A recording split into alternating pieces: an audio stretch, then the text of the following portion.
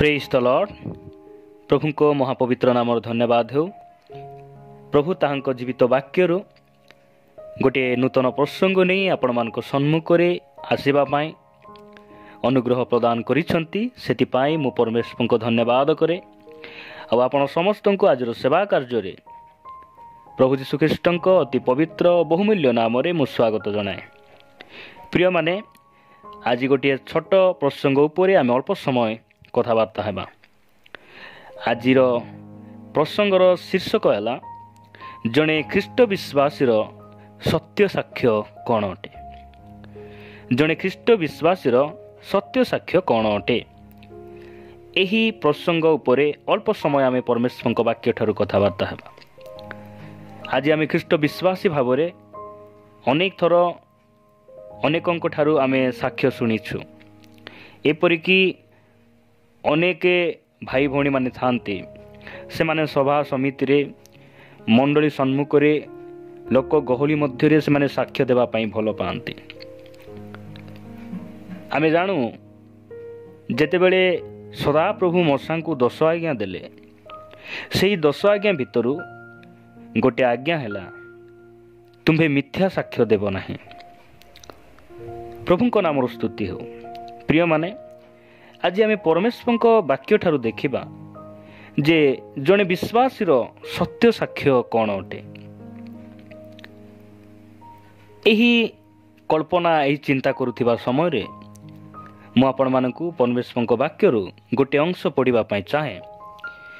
आमे जोहन लिखित सुसमाचार 5 अध्याय 36 पद जदि आमे पढ़ू एठारे प्रभु यीशु ख्रीष्ट ए प्रकार से कहती, किंतु जहनंकर साक्ष्य अपेक्षा मोहर गुरुत्वर साक्ष्य अच्छी, कारण पिता मते जे कार्य समाप्त करने को देइछंती जे समस्त कर्म मु करूअछि पिता मते प्रेरण करियछंती बोली सेही सबु मो विषय रे साक्ष्य देउछि। प्रभु का नाम धन्यवाद हो। प्रभु यीशु ख्रीष्टंकर पिंदा अड़ा एई कौनसी एक्टिविटी तांकर साक्ष्य को निरूपण करू नथिला, मात्र ताहांकर कार्य प्रमाणित करुथिला जे सी स्वर्गरु आसी अछंती। ताहांकर कार्य प्रमाणित करुथिला, प्रमाण देउथिला जे सी पितांक ठारू आसी अछंती। आपण जानंती कि जदि आपण जोहन लिखित सुसमाचार 3 अध्याय 2 पद पढ़िबे, निकोदिम प्रभु यीशु ख्रीष्ट को गोटे कथा से कहती। से रात्रि समय यीशु निकट को आसी ताहांकु कहिले, हे गुरु आपण जे ईश्वर ठारू आगत गुरु एहा आम्भे माने जानू, कारण आपण एही जो समस्त कार्य करुछंती ईश्वर संगरे नथिले एही सबु केही करि पारे नाही। प्रभु का नाम धन्यवाद हो। प्रभु यीशु ख्रीष्टंकर कार्य ताहांकर साक्ष्य को प्रमाण करुथिला। ताहांकर कार्य ताहांकर परिचय को प्रमाणित करुथिला। सेतिपाई प्रभु यीशु ख्रीष्ट एठारे ताहांको वाक्य द्वारा आमको यह शिखाइबा पाई चाहंती, कहिबा पाई चाहंती। जड़े ख्रीष्ट विश्वासी प्रकृत साक्ष्य मुहरे कहिबा नुहे, कार्य अटे। जड़े ख्रीष्ट विश्वासी सत्य साक्ष्य मंडल रे ठिया ही कहिबा नुहे, तार कार्य गोटे प्रकृत साक्ष्य को प्रमाणित करे। प्रभु को नाम धन्यवाद हो। अनेक समय रे अनेक भाई भौणी माने साक्ष्य दियंती, मु परिवर्तन हेई गली, मु परित्राण पाइली, मु मद छाड़ीदेली, मु नाश छाड़ीदेली, यही प्रकार के अनेक कथा कहती। मात्र परवर्ती समय रे से माने पुणी थरे से पाप को फेरी आसंती।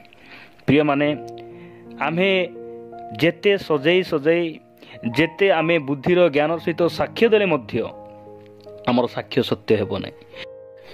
जदि जणे आपण को कहिबो मो बापा हेली, ताहले आपण केमिति विश्वास करिवे? तांकर गोटे पुओ को देखि आपण विश्वास करिवे जे ए जणे बापा अटंती, से कहिबा कथाटी प्रकृत अटे।